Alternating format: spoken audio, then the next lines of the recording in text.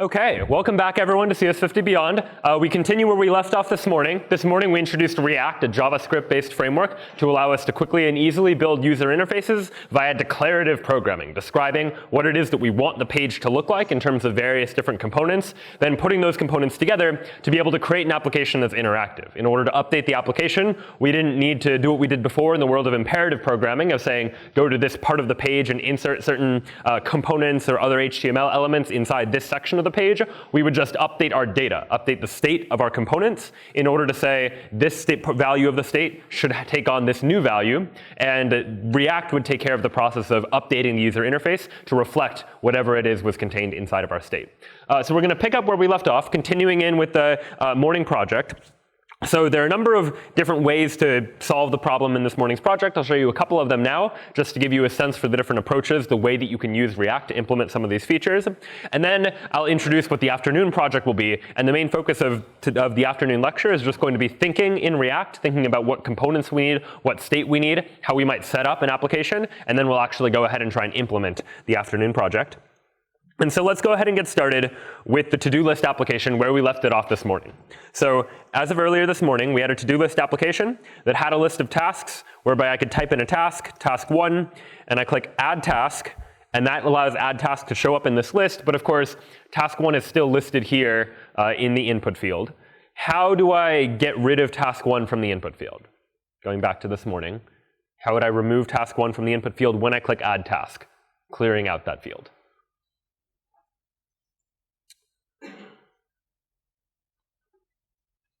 Which function needs to change? Yeah?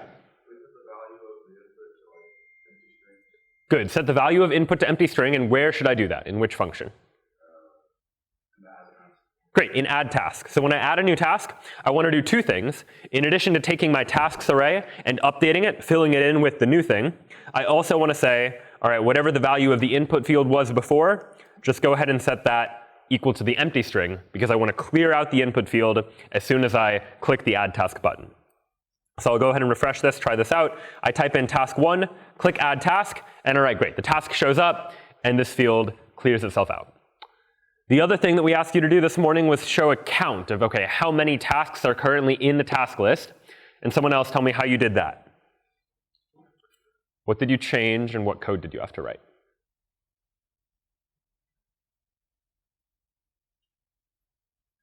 Now, many of you did this, so how did you do it?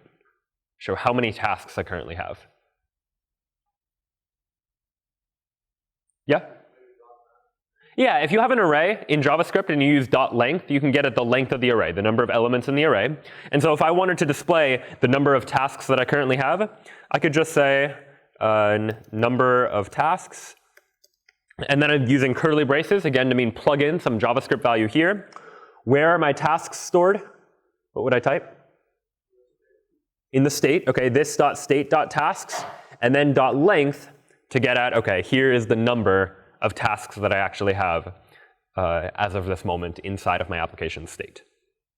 So I refresh that, and now I see, okay, tasks, number of tasks is 0, but as soon as I add a first task here and click add task, multiple things happen. The list updates, we also see that this clears out, and number of tasks updates to reflect the length of that array. Questions about any of that? All right, so the challenging piece of this, of the morning project, was really the deletion of tasks. How do you take a task in this list of tasks and delete it so we no longer have it? And so let's take a look at how we implemented that. We'll scroll up to the top. For every list item, when we map over all of our tasks, right now we just have a list item that lists the name of the task, just like this. If I wanted to do more than that, well, I could just add to this list item. In addition to just having a task, I'll also have a button, for example. And that button we'll just call delete. And let's leave it at that for now. Just putting a button there. Right now the button doesn't do anything, but let's at least see it so we can visually see what that button looks like on the to-do page. I'll refresh the page. OK, number of tasks is 0. And I could say, OK, task 1, for example, add the task there. And all right, great. We see the delete button. We also see task 1 show up next to it. They're a little bit close together, so you might try and modify some of the spacing of things, the margin around the button, for instance, in order to give yourself more space if you wanted to. But of course, right now, even if I have multiple tasks, I can click delete, and the delete buttons aren't doing anything just yet. So how do we actually delete a task? Well, we probably want some function that's going to take care of deleting a task. And so one way to do this might be to say, all right, delete task. And I saw people approach this in a couple different ways, so I'll show you both ways that you could have tried to approach this problem. One way would have been to say, all right, delete task. Well, this is a function that's going to take some argument, some like index for which task it is that I actually want to delete. And the logic there would be, well, all right, when I click on the button on click, let me go ahead and delete that specific task corresponding to index I, which is the index I'm currently on. So you might have tried to write something like this dot delete task, and then in parentheses you might have thought, all right, let me put in the variable I there. Now this doesn't quite work. Does anyone know why this doesn't quite work? It's a little bit subtle.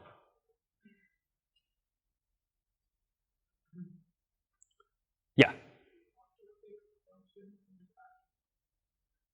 Exactly. This onClick attribute should take as its argument a function, and the idea is that that function will not be called upon until we actually click on the button. But right now what we're passing into onClick is the result of calling a function. The fact that you see parentheses after this function means that we're actually calling the delete task function, which is not what we want to do. What we want to do is we want to pass the function into the onClick attribute, but not actually call the function until we click on it. So a couple ways to potentially handle that. The simplest way might have been just to wrap this whole thing inside of a function. Oops, undo that. What did I just do? Delete task takes an index. I think I accidentally deleted that. And instead of saying onClick equals this dot delete task I, we can wrap this entire thing in a function as simply as adding an extra set of parentheses and an arrow. Remember, that arrow syntax creates a function. And so we've created a function that doesn't take any arguments, but that when it's run, will actually perform the deletion of the task. So this is one way to do things. And so now what exactly does the delete task function need to do? Well, it needs to remove the task at this particular index. So I'm going to say this.setState. And the new state is going to be a function of the old state. I'm going to take the old state, modify it by removing the task, and then returning the new state. So this is going to be a function that takes the old state. And then, what do we need to do? Well, the first thing we need to do is get a copy of that list of tasks. Because I can't modify the state itself. As we mentioned before, you should never modify the state directly in React. So I'm going to create a variable called tasks. And that's just going to be equal to this.state.tasks. Filled in into a brand new array. So I create a copy of that list, save it inside of a variable called tasks. And then I want to remove whatever's at index I. And so as with the slides this morning, the way we would do that is by saying tasks.splice index and then 1. In other words, saying remove whatever's at index. And how many things should I remove? 1. Now the return value of splice is going to be the array that was removed, that was spliced out of the tasks array. But tasks itself as a variable is going to be the original array with whatever we wanted to remove removed. So there's a slight nuance there that I saw a couple people struggle with a little bit. Just know that what splice returns is different than what the actual value of the tasks variable is. And now that I've spliced out whatever was at index, I can now use this variable tasks to be the new list that has the thing at index removed from it. And so this is a function, so the last thing I need to do now is return something. And I'm going to return, all right, what should the new tasks be? It should be just this variable called tasks. And so this is a slightly more complicated setState function. In particular, it's more complicated because it's really more of a full-fledged function where I'm defining variables and manipulating those variables and returning some value. Their add task, meanwhile, was a much simpler function whereby I could just say, I didn't need to create any new variables. All I needed to do was say, we start with this state, and we're just going to immediately return this object that represents the changes that we're going to make to the state. And so I just take a look at add task and delete task and see if you can get an understanding for the differences between the two. All we need to do in add task is add to this tasks array. But in delete task, we really need a little bit of extra logic to copy the array, remove something from the array, and then return what the new object should be. Questions about anything so far? This was one way to implement things from this morning. Yeah? If you're getting an error about, so I would first check to make sure that your curly braces and parentheses match the curly braces and parentheses that I have here. You might be using the keyword in a place in your code that you're not allowed to use it. But if you're still getting that error after that, it's probably some syntax thing that we can take a look during the project time. Yeah? Why wouldn't you use this .set state? We are using this .set state for delete task. Yeah. Yep.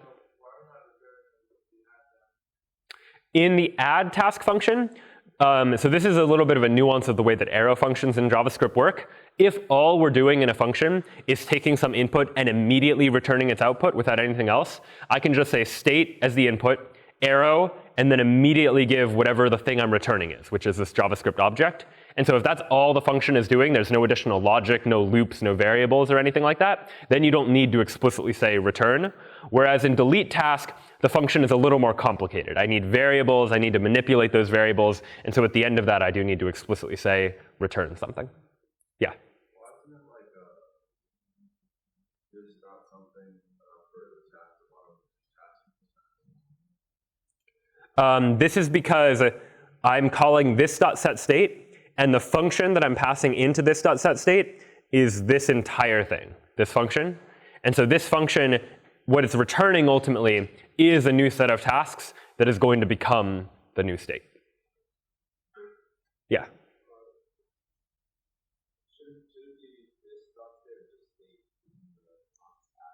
Oh, you're right. This should just be state, not this .state. Thank you. That's a good catch.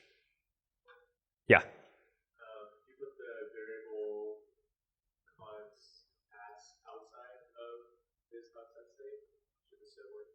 If you put const task outside of this .set state, and you do something like this .state.tasks here, this will work in this example, but it suffers from the potential for the race conditions that we talked about earlier, where we really, if we're basing the new state off of the old state, we should really be using the state input to the set state function.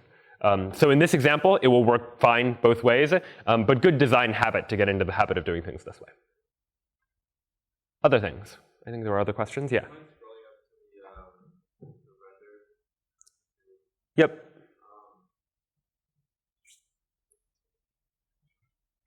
So we just added the two brackets, the two parentheses, and made it in case that this doesn't really pass in a function such that. Right. We're wrapping this delete task inside of a function so the delete task isn't run until we actually call this function. And this is a common way in programming to delay the evaluation of some expression, is just to wrap the whole thing inside of a function, and only when you call that function will the value actually be evaluated. So this will work. This actually is a little bit inefficient in the sense that every time I generate a button, it's going to regenerate one of these new functions. And so I'll show you another way of doing the exact same thing. Totally fine to do this, but if you're looking for really trying to optimize your React code, I'll show you one other method of achieving the same goal, where instead of wrapping this whole thing in a function, I can just use this .delete task.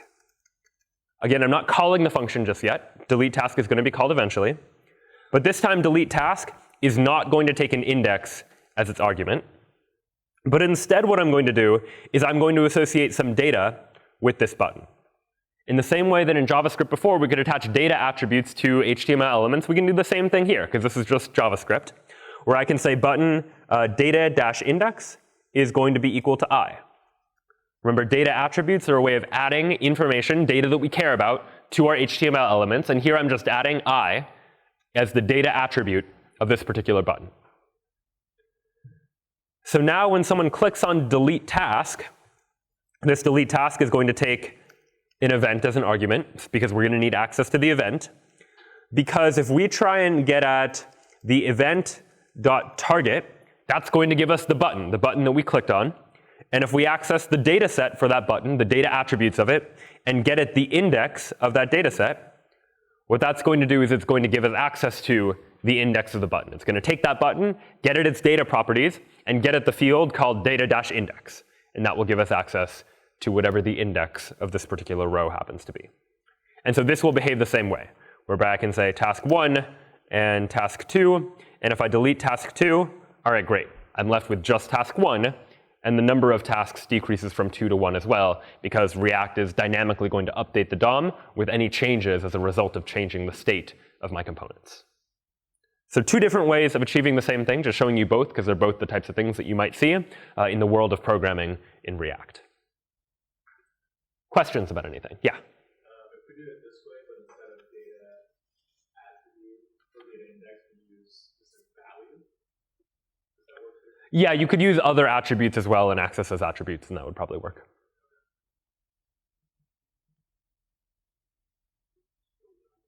Yep.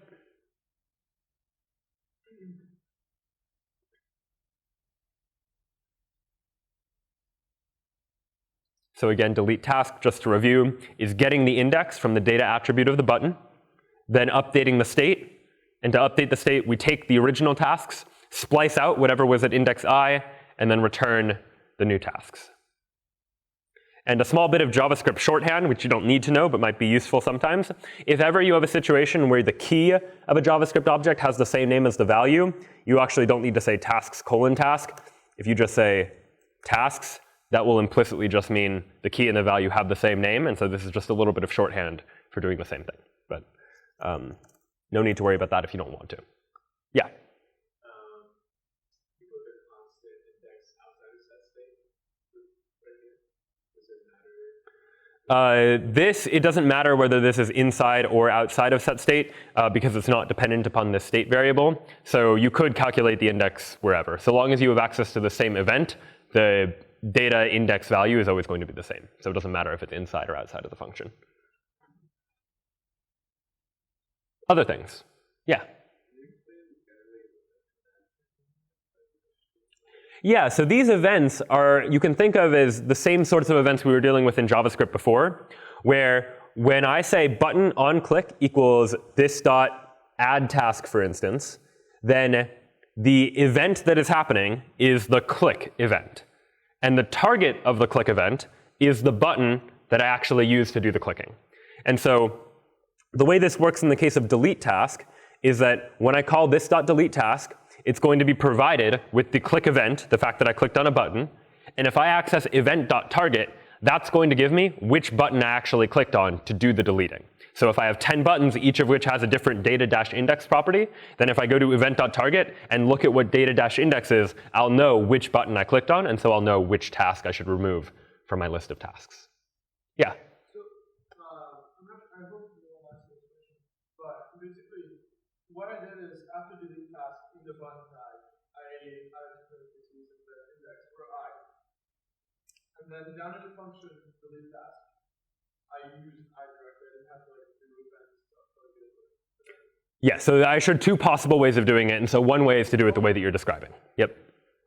Yeah? Can you explain again why in that way, the previous way, you didn't have to have events So we only need event as an input to the delete task function because we need to use event to access the target, namely the button that we clicked on, because we need the button to get at the data attributes of the button. In the first method that we used, we didn't need to access any data attributes, so it didn't actually matter to have access to the button that was clicked on because delete task was already being provided with the index. So we didn't need to access the event. Other things? Yeah?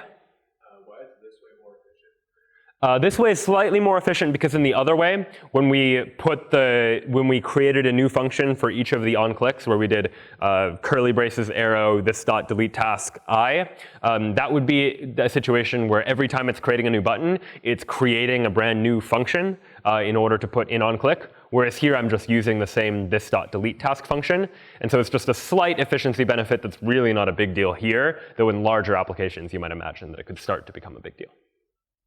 In this case, it's probably fine just to avoid over-optimizing, and either way is OK. All right, so really the best way to get good at React is to start writing applications in React, and we'll do some of these together. And so that's what the goal of today and tomorrow is going to be. React is a new way of thinking about writing programs. It's a new way of working with programs and thinking about state and applications and how to modify the user interface. And so we'll go through a couple now slightly larger projects that we'll step through the beginning parts together to give you a sense for the types of things that you can do with React and how to think about designing an application in React. And so the application we're going to build now is going to be a similar analog to the quiz application we had before. We're going to create a flashcard application. And so the flashcard application is ultimately going to look something like this. When it's done, it's going to have a couple different modes. It'll have a card editor.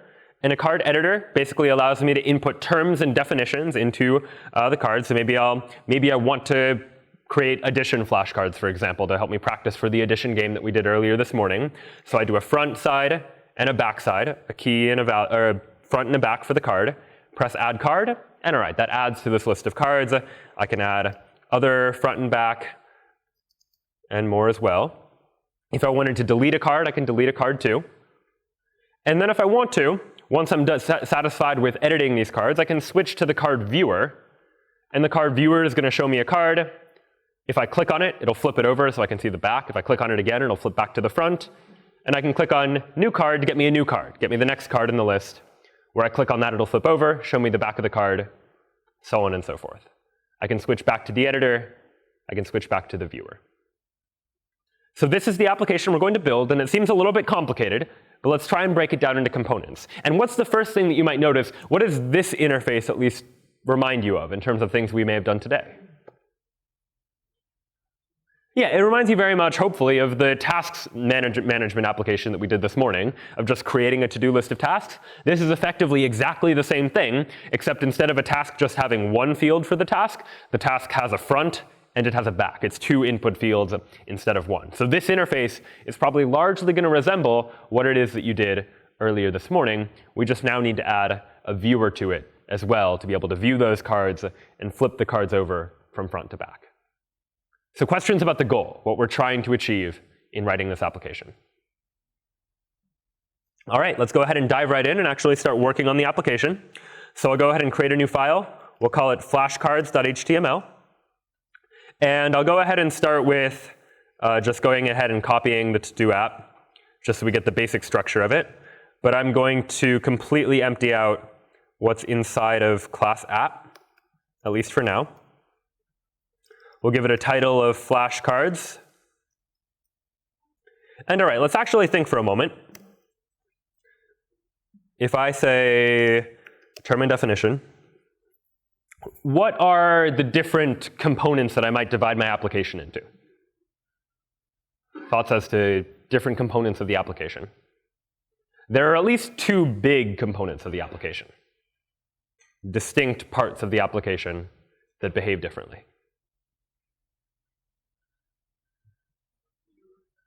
The viewer and the editor. Great. I have this editor right here that is a place where I can edit tasks, add tasks to them. And I also have some viewer that lets me view all of the cards that I currently have inside of my flashcard table. And so those are probably at least two different components that are going to behave differently. So one thing I might do right away is say, all right, I'm going to have a class called card editor that is going to be a component. And for now, let's go ahead and render that just by returning a div that says this is the editor. So all right, I have a class called card editor, and all the card editor is going to do is say this is the editor, at least for now. In addition to that, I probably also want a class called card viewer. It's going to extend React.component. And we're going to render it by returning, for now, this is the viewer. So all right, we have two classes, card editor and card viewer. And right now they just say this is the editor, this is the viewer. And I can test this, make sure it works by inside of my app. In order to render the app, let's for now just return a card editor and a card viewer. We'll load both components into the application one on top of the other, just to see how this looks. I'll go ahead and open up flashcards.html. And all right, great. This is what I see. I see the card editor that just says this is the editor, and I see the card viewer that just says this is the viewer. But of course, I don't want to display both the editor and the viewer at the same time. So let's step by step start building up this application. What is a piece of state that I need inside of my application? Yeah. Whether you're on editor or viewer. Exactly. Whether I'm on the editor or whether I'm currently on the viewer. So it's some notion of like what the current mode of the application is. And so I could implement this by saying, all right, let's create a constructor that takes props, super props, just to make sure that the component gets its props correctly. And let's give some state to this application. We care about knowing whether or not we're in the, so we could do this state in a number of ways. We could say, all right, let's add a mode property to the state, where the mode could start out being editor, for example, and then mode could be any number of different things. But right now, there are only 2 different modes, so I'll just say editor is true. We'll have a piece of the state called editor. By default, it is true, so by default, I'll see the editor. And if ever that value changes, I'll show something else.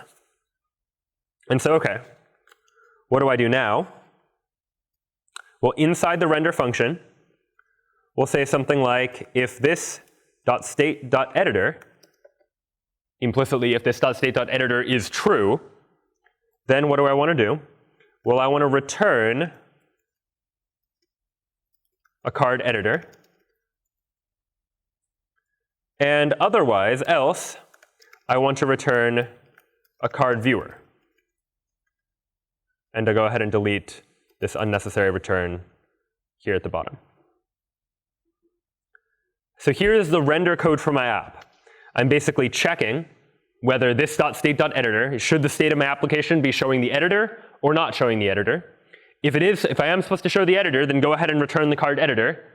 Otherwise, go ahead and return the card viewer. So if I load the page now, refresh flashcards.html, I just see this is the editor, and I have no way of accessing the viewer. I only see the editor.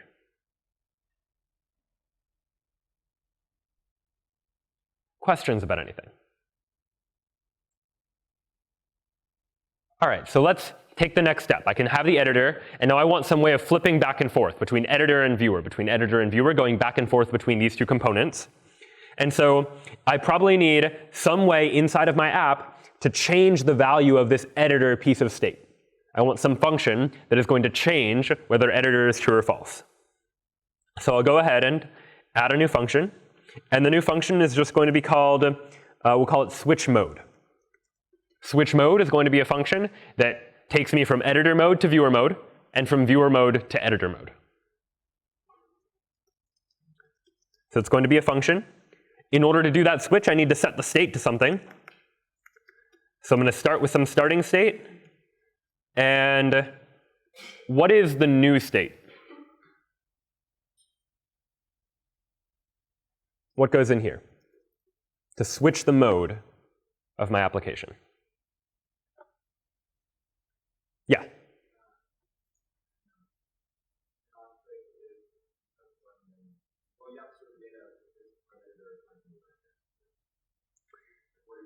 Yes, so we have inside of this.state a notion of where we are. If editor is true, we should be on the editor. If editor is false, we should be on the viewer. So yes, good, we need that. And yes? Yeah, exactly. Editor, we're going to change the value of editor to exclamation point for not state.editor.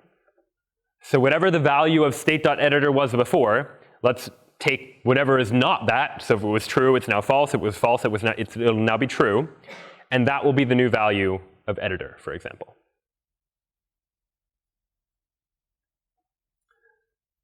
So all right. Now what I need is I would like some way for maybe the editor to have a button and the viewer to have a button that will result in switching the mode of the application, for example. And so how might I go about doing that? Well, there are a number of ways to do it. I could put the button directly in the app right here and just have a button at the bottom that's going to say like switch mode or something. Another way to do it would be inside of card editor, for instance. Let's go ahead and add maybe a horizontal row. HR just creates a horizontal row, a line across the page effectively, and a button that says go to viewer. And in the viewer, go ahead and create a horizontal row and a button that says go to editor. So OK, I have the task editor that has a button that says go to the task viewer, and I have the viewer that has a button that says go to the editor. If I refresh the page, it says this is the editor, and there's a button that says go to viewer. Of course, if I click on that, nothing happens. Nothing happens because I haven't specified what should happen when I click on this go to viewer button. What I would like to happen if I click on the go to viewer button in the card editor component is that it calls the switch mode method of my app component. But there's a slight problem. What's the problem? Why can't I just say switch mode? Yeah. They're in different classes, exactly. Switch mode is a method inside of the app component, but I want to be able to call it from the card editor component. They're in different components, but I want the card editor to still be able to call a function inside of the app. So how would I do that? Any thoughts on how I might solve that problem? The function is inside of the app, and I would like to give it to the card editor. In other words, pass information about that function or pass the function itself to the card editor so the card editor can use it. Thoughts on how to solve that problem? We saw the solution this morning, yeah? Could you have it extend the app? Yes, you could. Generally, React doesn't recommend that you have different classes extending other classes, because generally the classes want to do pretty distinct things, but that could be one solution to the problem. Yeah? Can use a property, great, and that's going to be the solution we're going to use. We learned already that if I want to pass information into the card editor, I can add props to the card editor. I can say, all right, switch mode, give the card editor a switch mode property that is equal to this dot switch mode. Remember, I'm inside of the app component right now, and when I load my card editor component, I would like to provide it with a property called switch mode, and that is equal to the this dot switch mode function. I'm passing this function into the card editor component so that the card editor component can use that function. It can be helpful here to think about the hierarchical structure of the application. We have the app, which is the big container, inside of which is the card editor. And the app is going to give the card editor this dot switch mode function so that the card editor can now use that function. Yeah? Let's say you have a function that like, every single class or model would use. Could you like define that function globally and then have everyone be able to use it? It's a good question about if you had a lot of components that were all trying to take advantage of functions that are modifying the state. With just React, you'd have to do something along these lines, although there are other libraries, and particularly a library called Redux, which is quite popular, which help to make that process easier and can have some useful abstractions for simplifying that process. We're not going to get a chance to talk about it this week. It's a little beyond the scope of the class, but Redux is what you should look into if that's something that you're trying to do. So OK, I provided the switch mode property into the card editor. And now inside of card editor, what should button on click do? What is the function that I need to call when the button is clicked? This dot props dot switch mode. Great. I want to access the switch mode function. And the switch mode function was provided as one of the props of this card viewer component. So when I click on the button, it should call this dot props dot switch mode. I'll go ahead and refresh the page. It says this is the editor. I click on go to the viewer, and uh-oh, something went wrong. Why did that not work? This.props.switch mode. What did I not do? I didn't edit. Oh, I edited the viewer class. Yes, thank you. I'll go ahead and make the same change to the editor class. Button, when you click on it, on click, this.props.switch mode. Thank you for that. And OK, now if I refresh the page, it says this is the editor. If I click on go to viewer, it switches. Now I'm on the viewer. I click go to editor. And why did that one not work now? Oh, why did that one not work? Why did card viewer not work? Anyone know? It has this.props.switch mode, but what did I forget? I need to give it the prop, exactly. So I have card viewer, but I didn't provide it with a switch mode prop, and so I need to say card viewer and switch mode prop is going to be equal to this.switch mode, for example. So now I have the editor. I can switch to the viewer, and hopefully, OK, I can switch back to the editor. Go back and forth between the two just by changing the state of the application. Questions about anything so far? All right, so let's go ahead and try and build out this editor. We'll try and build the editor together, and then I'll leave most of the viewer to you to try and figure out if you'd like to. So inside of our application, we currently have some state that indicates whether we're on the editor mode or on the viewer mode. We're also going to need some state about what the current cards inside of my collection of flashcards are. What are the cards, what's on the front, what's on the back of them. And an interesting question comes about of where should that state live? Should that state be inside of app? Should it be inside of card viewer? Or should it be inside of card editor? Each is a component. Each can have its own state. Which component should maintain the list of all of the cards? What do we think? Yeah. Yeah, exactly. We want the state about all the cards to be accessible to both the editor and the viewer. So it probably makes sense to put the state about what all the cards are inside of the app. Give it the state access to cards, which by default will just be an empty list. That way we can provide that information to both the editor and the viewer, and both can have access to that same state. This is an idea you'll commonly see in React called lifting state up. That you might think that, OK, the card editor needs to have access to state about all of the cards. But if we lift the state up out of the card editor and into the application, then anything the application uses, any of its components, can have access to that same piece of state. Questions about that? All right, let's go ahead and try and build the card editor now. So importantly, when I have the card editor needs to know what the cards are. So I'm going to go ahead and provide the card editor with an additional property. And that property is just going to be called cards, I suppose. And cards should be equal to what value?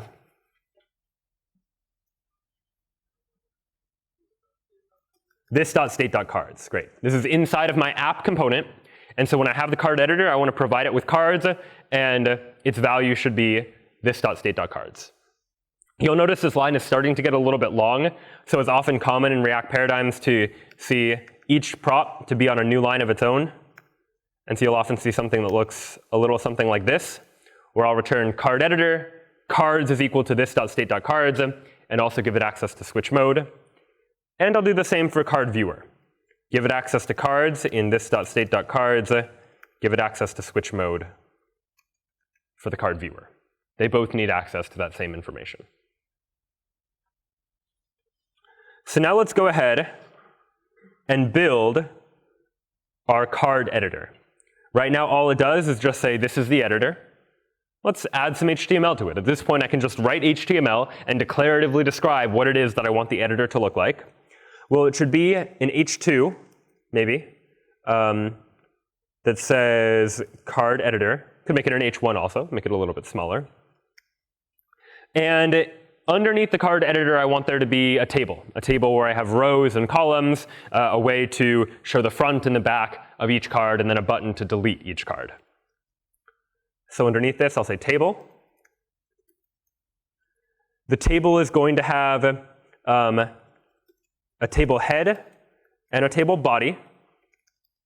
These are just HTML elements that make it easy to separate the heading of the table from the body of the table.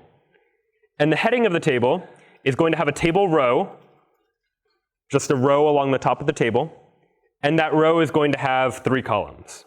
The first column will be, OK, this is the front of the card. This is the back of the card. And here's a button to delete this particular card. So I have a row at the top of the table, front, back, delete. And inside the body of the table, here is now where all of the rows are going to go. And oftentimes an easy way of just doing this is by declaring a variable, and then we can go back and actually declare it. I'll just say curly braces rows, meaning the rows of the table are going to go here. Now rows is a variable I haven't yet actually defined. And so I can define the variable up at the top of the render function. I can define a variable called rows, which is going to be equal to, all right, well, how am I going to get all the rows? Well, this is going to look very similar to how we got that unordered list of items inside of our task list. What I'm going to say is where the card's stored. This dot state or this dot props? Props. Great. Why props?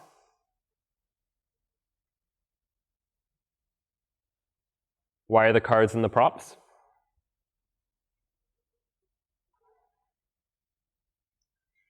Yeah? Yeah, so in app, when we were creating the card editor, we passed in cards as one of the properties of the card editor. And so now in order to access those cards, we can say this.props.cards. And then I want to, again, map over each of these cards, doing something with each card, in particular creating a table row for each one of them. So I'll say map, and we'll go map over every card, and also give it an index variable I, so we have access to which card it actually is. And we're going to go ahead and return a table row. Each card is going to correspond to a single table row. We'll give that table row a key, because React likes to have anything that's iterated over have a key that is unique. And we'll give it 3 cells inside of that row, a front, a back, and a delete button. For the first cell, we'll say card.front. We'll make each one an object. Right now, we haven't actually seen how we create a new card yet, but this is how we would print them out, for instance. Then we'll have another one that says card.back. And then we'll have another one that's just a button that says delete. So OK, I've defined rows, which is going to be taking all of the cards and mapping over them, looping over all of the cards. And for each card, creating a new row. That row has 3 columns, 1 column to represent the front of the card, 1 column to represent the back of the card, and 1 column to be a button that I can click on to delete the card. Very similar, again, to the task management example from earlier this morning, so hopefully you can see the parallels that are there as well. Take a look at the example from this morning at the map that we were doing over the list of tasks, and you'll see a lot of similar code that's being used here, a lot of similar ideas in React. To test this out, rather than starting cards off with an empty thing, I can just, for the sake of example, give it, OK, front is going to be test front, and back is going to be test back. And we'll go ahead and add a second one. Front equals test2 front, back is test2 back. Just giving it some default state that I'll delete eventually, but that'll be useful for now until I have the ability to add cards to be able to see what are the cards that I currently have inside of my application. If we open up flashcards.html, all right, great. We see now that we have a card editor, and we have 3 columns, front, back, and delete. The delete button doesn't do anything yet, but at least now I can see the contents of my editor. What questions do you have so far about what we've done just now? Just created an editor where we can now see the contents of whatever flashcards we currently have. I'm going to add some CSS code just to make this look a little bit nicer. If we go up to the top of our HTML page, This is very similar to CSS code I've added before, so I'll go through it a little bit quickly, but feel free to stop and I'll post this code once we move into project time if you want to take a closer look at it. But basically, tables and table data cells and table heading cells. I should probably change the headings to table headings, actually. I'll do that now. The headings should probably be TH instead of TD. Effectively, this isn't changing a whole lot, but it helps to make sure that HTML knows that these are, in fact, headings for the tables. So the table data cells, and table headings, those will have a border that is a 1 pixel solid black border, for example. And so, OK, what does that look like? All right, we have a 1 pixel solid black border around each of the cells. I don't like the fact that there's 2 lines between a lot of the information. And so in order to collapse that inside of table, we can use the border collapse is collapse CSS property. That'll basically take all of the neighboring sections of the border and just collapse them down. And now this feels a little bit cramped, so I'd like to add a little bit more space in between these various different elements. So for table data cells and table heading cells, let me add 10 pixels of padding on the inside of each of those cells, and that'll be space on the interior of the border, such that when I refresh the page now, all right, this looks a little bit better, at least a little more aesthetically pleasing, and you should feel welcome to mess with the CSS all you want. Add colors, change the border if you would like to. You can center the table if that looks better for you, so feel free to make any changes to the style and the aesthetics of the code, and also the functionality of the code, if you should choose to do so. Questions about anything thus far? All right, so we have this table. And now, in addition to having a table, I also need some way of adding a new card. So I'll go ahead and say line break here. And I'll have an input whose name is going to be front. And that'll be it for now. And an input whose name is going to be back. And actually, I'll give each of them a placeholder at least. I'll call it front of card and placeholder back of card. So I have 2 input fields now. And I'll have a button that says add card. So I have 2 input fields, one called front, one called back, and a button that's going to add a new card to this list of cards. Press refresh. Some error somewhere. Executed closing tag for input. Oh, I need a slash to close these input tags. All right, now I have a card editor. It's got a table. And I also have a place where I can type in the name of the front of the card, whatever goes on the back of the card, and then a button to actually add that card to this table. So now, what state do I need to keep about the card editor? What can change about the card editor? Similar in spirit to what we had with the to-do list. What are 2 pieces of state that I need? Yeah. The input, yeah, what it is that I'm typing into the front field and what it is that I'm typing into the back field, that all needs to be state inside of my card editor. So I'll go ahead and create a constructor that takes in some properties. And I'll set the initial value of this.state equal to, all right, well, the front of the card, by default, is just going to be empty. And the back of the card is, by default, also just going to be empty. And that's going to be the value of this.state. If I scroll down to these 2 input fields, this is the input field where I type in what goes on the front of the card. This is the input field where I type in what goes on the back of the card. The value of this input field is going to be this.state.front, whatever it was on the front of the state. And the value for the back, this.state.back. Basically doing the same thing I did with all the input fields before, just giving them a value so that I can later refer back to them. Both of them need an onChange property for what happens when I actually start typing something into this input field. And I'll just say this.handleChange as the name of the function for when I actually start typing something into the front field or into the back field. For the back one, I'll do the same thing. OnChange equals this.handleChange. And now let's write the handleChange function for what should happen when I start typing something into the input field. And let me do that underneath at the end of the render function. handle change is going to be a function that takes its event.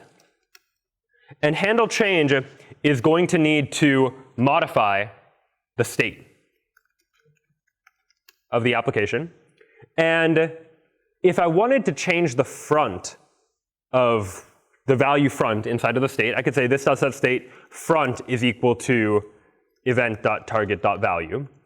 And that would change the front value.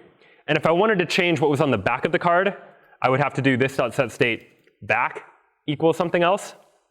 And so this is a little bit problematic because I'm using this.handleChange for both front and back. I'm using the same event handler, this.handleChange, for both of them.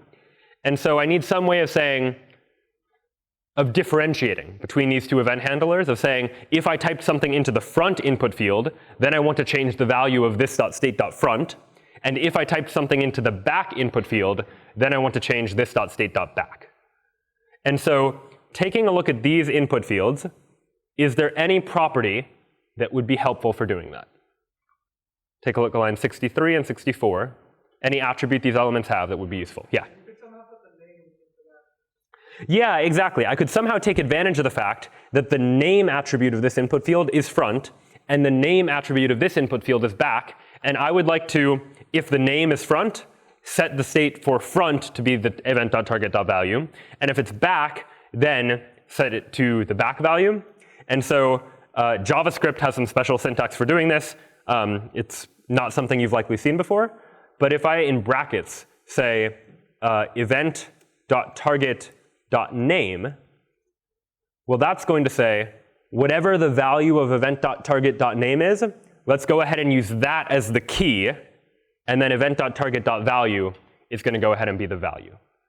So I can use a single handler to be able to handle changing both the front and the back value of the state. So something you might see from time to time, this is common when you have multiple different input fields, and rather than create like a handle change front function and a handle change back function, which would just be repetitive, you can just have a single function that takes care of all of that.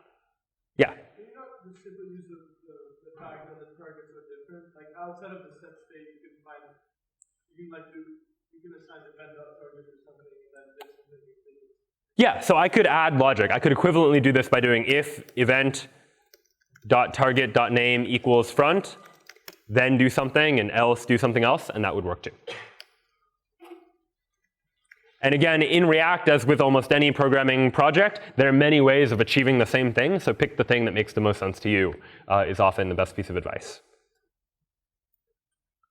So all right, I have a card editor now where I can type something into the front of the card and something else into the back of the card, and clicking add card right now does nothing. So let me go ahead and write a function that is going to add a new card. Now to add a new card, do I need to modify the state of card editor, card viewer, or app? Again, I have three components. Which state do I need to modify to add a new card? App state, right? Because app, that class, is the one that actually has cards inside the state of the application. So we're going to need to add a add card method to this application. And the add card method, we'll have it take two arguments. We can choose what the arguments are, but it's probably going to make sense for the add card method to take an argument for the front and an argument for the back, and then do something with those two values. So to add a card with a front equal to front and a back equal to back, I can do this.setState. I want to update the state of my application, and I want to set cards equal to, well, I want all the existing cards plus my new card. So I'll say ... state.cards to say fill in all of the existing cards into the array. And now I'd like to add my new card to this array as well, where the front is going to be equal to front and the back is going to be equal to back. So I'm updating the state, saying take the old state, go ahead and fill in all of those cards, and then just tack on to the end of the array a new object where the front of the card is this variable front and the back of this card is this variable back. Yeah?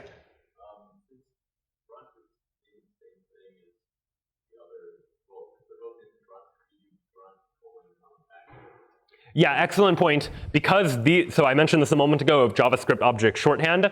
Because front's key and front's value are the same name, they're both called front, and back, they're both called the same thing. This happens often enough in JavaScript that there's shorthand for it. I can just say front, comma, back, and it's just going to assume the keys and values have the same name, and so this will do exactly the same thing. But yeah, that's a shorthand I can use. Yeah?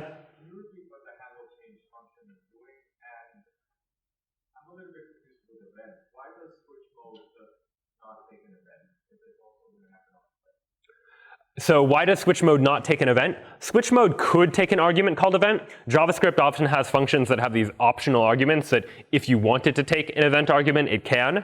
But switch mode doesn't need to access the event, because the only thing the switch mode function needs to do is take, whether it's on the editor and the viewer, and switch it to the other viewer, the other component that I have.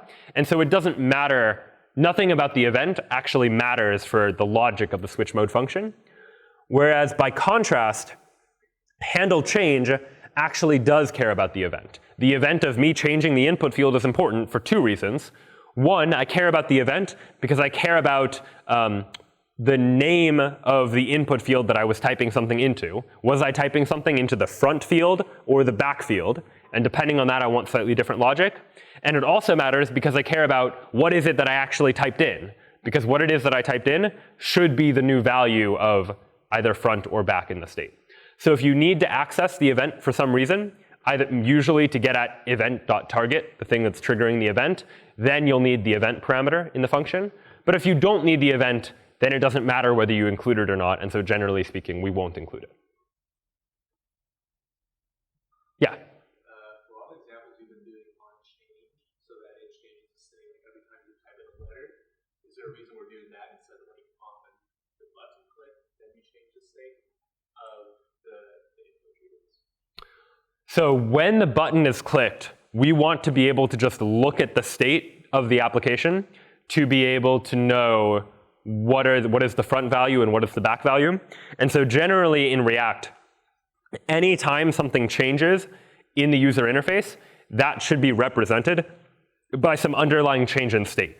In other words, if you know the state of the application, what the value of this.state is for all of your components, I should be able to tell you exactly what the page is going to look like. And so that's just sort of part of the React paradigm. Yeah?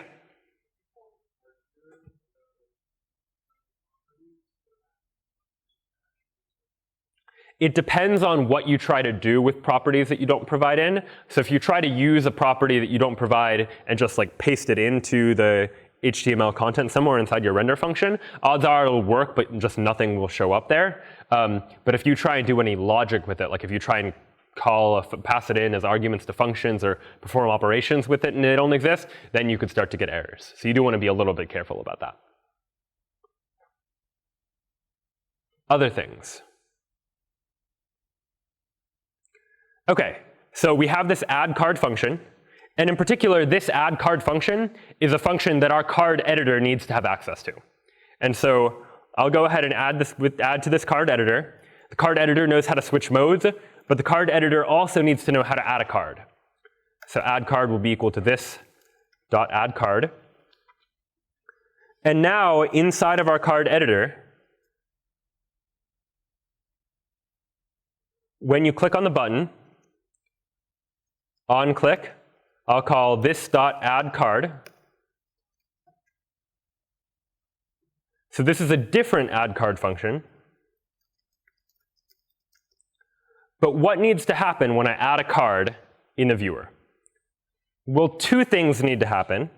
One is I need to actually call the add card function in my props, this.props.add card, passing in whatever is in the front input field and whatever was in the back input field. And that information is stored in this.state.front and this.state.back. And then what else should I do from a user experience perspective? If I type in something into the front input field, type in something into the back, and click add card, clear out the states, clear out the input field so that we say this.setState, front is going to be empty, back is going to be empty. And so we're saying clear out those input fields so that we can start fresh. Go ahead and refresh the page. Front of the card will be test3 front, back of the card, test3 back. I'll go ahead and click add card. And all right, great. We got a new card in this list of cards, and the input fields cleared themselves out. At this point, I'm going to go back and delete these sample cards that we had, just for testing purposes. We'll go back to just starting with an empty list. And now I can begin to add whatever flashcards I want. I can say, OK, 1 plus 1, 2 plus 2. You can do as many of these as you want to. But of course, the delete button doesn't yet work. We can create all the cards, but we can't yet delete a card. And so to do that, it's going to be basically the exact same thing as what we just did for adding a card, but the analog for deleting, as we did with the tasks example. So inside of the app, we had a function called add card, which took care of adding a card. But our app is also going to need to know how to delete a card. And to delete a card, we're going to delete a card based on its index. And this code should look very familiar to the code we did when we were doing task management. We're going to say, all right, this.setState. It's going to take the original state. And let's go ahead and say, all right, the cards, let's make a copy of state.cards. And let's go ahead and splice out of the cards, remove something from the cards array. At index, remove one thing, and go ahead and return cards is equal to whatever the value of cards is. So what's happening here? When I delete a card at this particular index, I'm saying, OK, make a copy of state.cards stored in this variable called cards. Remove what was ever at this index, remove one element using the splice method. And then I'm returning the new state. Update the value of cards in the state to be equal to this variable cards. And as we've seen a couple times now, because these things have the same name, you could even simplify this to just return cards. And we'll implicitly assume that they have the same name. So now I have this delete card method in my app that operates in order to delete a card. This is also a function that card editor needs to have access to. So we'll say delete card equals this dot delete card. And we'll go ahead and now go to the card editor. And we'll do the same thing we did before. This button will give a data index property of, or sorry, not the add card button. The delete button, yeah, here's the delete button. We'll give it a data-index property of, all right, what is the index of which element to delete if I try and delete this card? It'll be I, for example. And then when I click on it, we're going to call the this.deleteCard method. Same as the example from earlier this morning. And now when I delete a card, that's going to be a function that takes the event as input. And why do we need the event? Well, because event.target.dataset.index, in other words, take the click event, get at its target, the button that I clicked on, get at its data attributes, and specifically get at the data-index attribute of the button that I clicked on. This is the index of the card I want to delete. And so to actually do the deletion, I'll say this.props.deleteCard, deleting whatever was at that index. So I have a delete card function inside of the card editor that calls the delete card function that was provided to me as one of the props. And the only difference is this function delete card is going to take care of providing to the app's delete card the index that I actually want to delete. Yeah?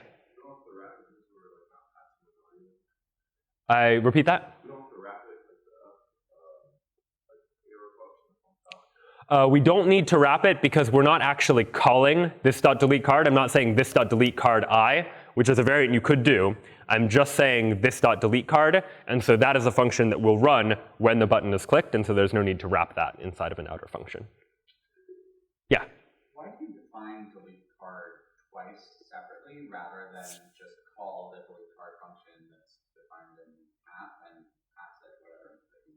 So you could do it that way. You could wrap this in a function and say this.props.deleteCard I, and that would work just fine. Basically having a function that when you call it is going to go to props' delete card and delete that element. But I'm putting it separately for the efficiency reason that I described before of not regenerating these functions over and over.